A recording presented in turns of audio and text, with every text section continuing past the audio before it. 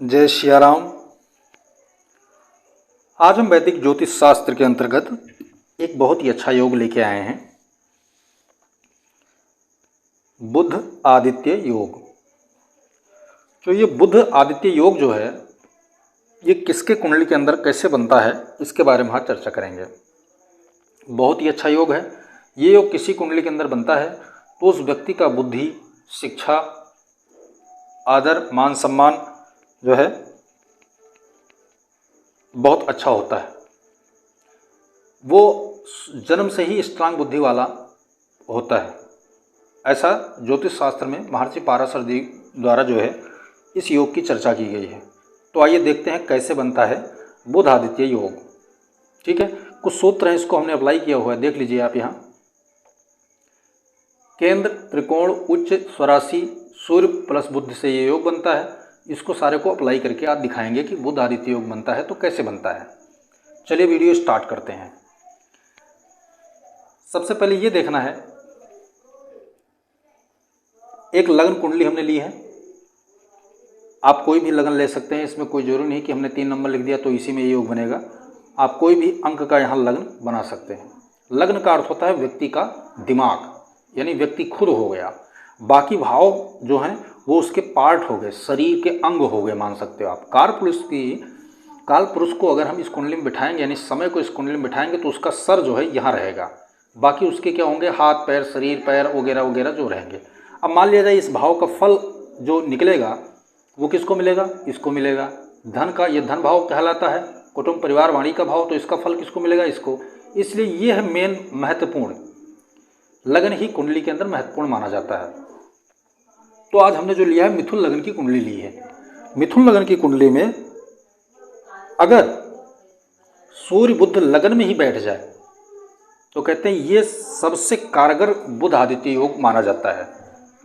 बशर्ते क्या होना चाहिए, नियम क्या होना चाहिए कि 6 अंश से लेकर के 27 अंश के बीच में जो है ग्रह होने चाहिए।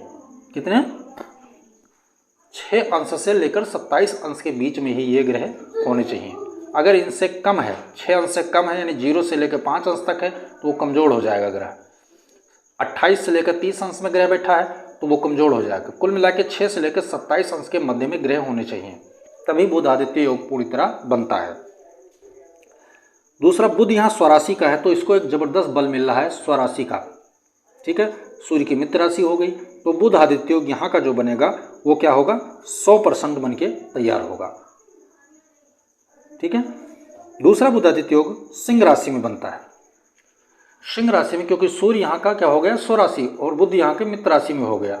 ठीक है, टर्म ऑफ कंडीशन इतना ही रखना है कि यहाँ पर 6 से 27 अंश के बीच में होना चाहिए, ना तो 0 से 5 अंश में होना चाहिए, ना 28 से 30 अंश में ग्रह होना चाहिए। बुध आदित्य योग यहाँ भी बन के 100% तैयार हो गया। ठीक है, सूर्य बुध की युति से ही बुध आदित्य योग बनता है, ये हमने बता दिया। ठीक है, तीसरे प्रकार का जो और आता है कन्या राशि में। कन्या राशि में बुध क्या होता है, उच्च का होता है। ये देखो नहीं, उच्च के बुध होता है और स्वराशि का भी होता है, यानी डबल पावर बुध के पास आता है। सूर्य और बुध यहाँ आकर बैठते हैं तो क्या होगा, यहाँ भी 100% जो है बुध आदित्य योग बन के तैयार होगा। कंडीशन वही है, ग्रह जो है 6 अंश से लेकर 27 अंश के बीच में होने चाहिए। तुला राशि में क्या होता है, ये त्रिकोण का भाव है, इसलिए यहाँ पर भी बनना तय है। 80% तो ये बना हुआ है योग, क्योंकि सूर्य बुध अगर बैठ गए तुला राशि में तो ये बन गया, क्योंकि बुध मित्र राशि में है, सूर्य शत्रु राशि में है। तो यहाँ पर एक कंडीशन ये होना चाहिए कि योग जो है ये 80% बनेगा। अब ये 100% कैसे बनेगा, ये 100 से ऊपर भी जा सकता है। बुध आदित्य योग 100% से ऊपर भी जा सकता है। कैसे, अगर शुक्र कुंडली के अंदर मीन राशि में बैठ जाए, तुला राशि में बैठ जाए, यानी इसी राशि में बैठ जाए, यहीं 3 ग्रह हो जाए, या फिर 2 नंबर की राशि में बैठ जाए।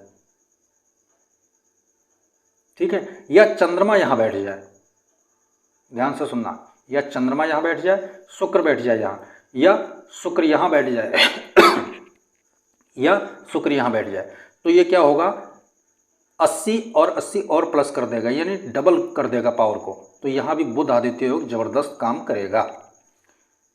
अगला बुध आदित्य योग मीन राशि में सूर्य और बुध बैठ जाए, शुक्र यहीं बैठ जाए, तो ये बुध आदित्य योग भी बहुत ज़बरदस्त काम करेगा, पूरा 100% ये फायदा देगा।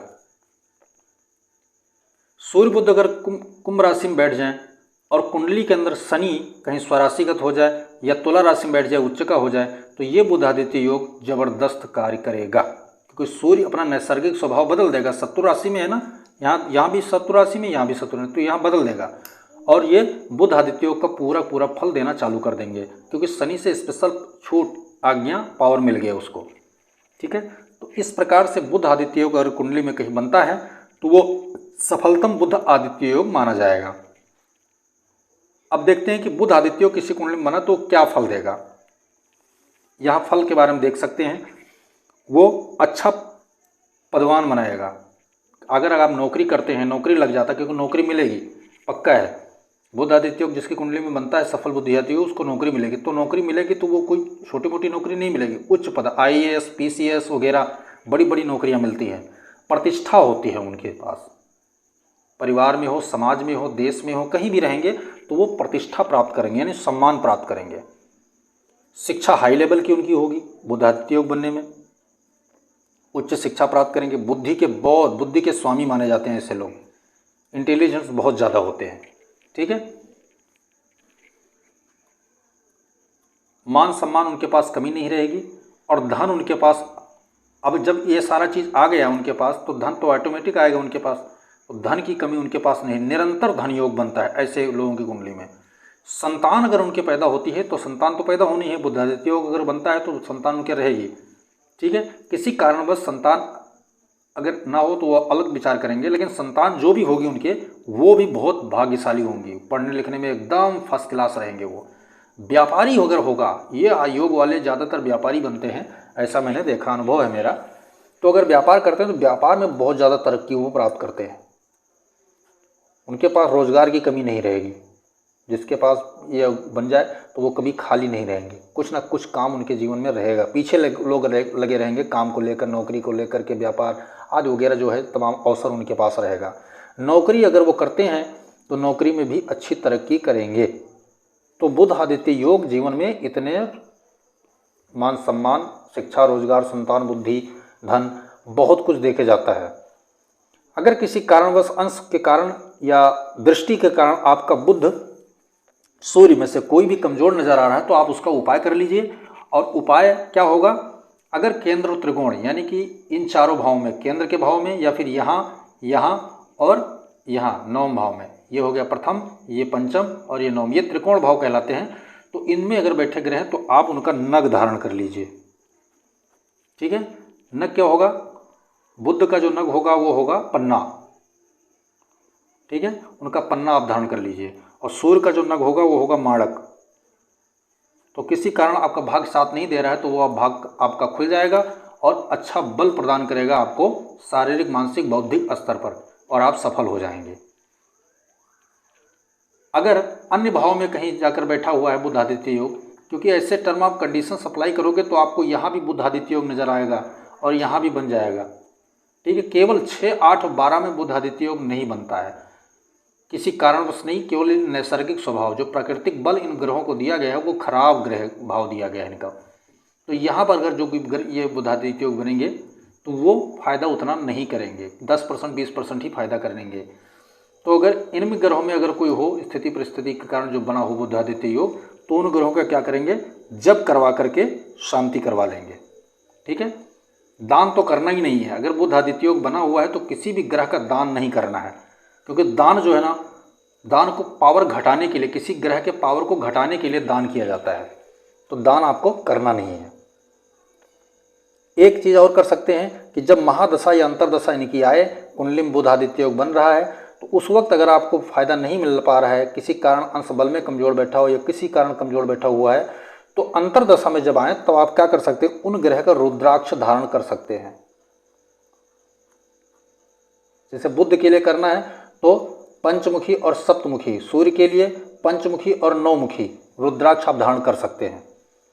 तो इस प्रकार से बुध आदित्य योग का सफल प्रयास और लाभ आप कमा सकते हैं। जिसके भी जीवन बनता है वो बहुत संपन्न जीवन जीता है। आप अपनी कुंडली में अप्लाई कीजिए इसको पूरी तरह, परिवार के देखिए, खुद के कुंडली में देखिए। समझ ना आए तो आप कमेंट भी कर सकते हैं, आप कुंडली दिखा भी सकते हैं, कोई दिक्कत वाली बात नहीं है। इसको लाइक कीजिए, शेयर कीजिए, सब्सक्राइब कीजिए और अपने मोबाइल में बेल आइकन का बटन दबा करके ऑल कर दीजिए, ताकि हमारा नया वीडियो जो भी आए, हम अनेक प्रकार का योग लेके आ रहे हैं, बहुत सारा योग वैदिक ज्योतिष के अंतर्गत, तो आपको नया लेटेस्ट वीडियो देखने को मिल सकता है। पूरा वीडियो देखेंगे तभी समझ में आएगा, बीच में स्किप मत करना। आधा अधूरा वीडियो देखने से कोई योग समझ में नहीं आता है, इसलिए सविस्तार जो भी आप देखेंगे तभी आपके योग समझ में आएगा। जय सिया राम।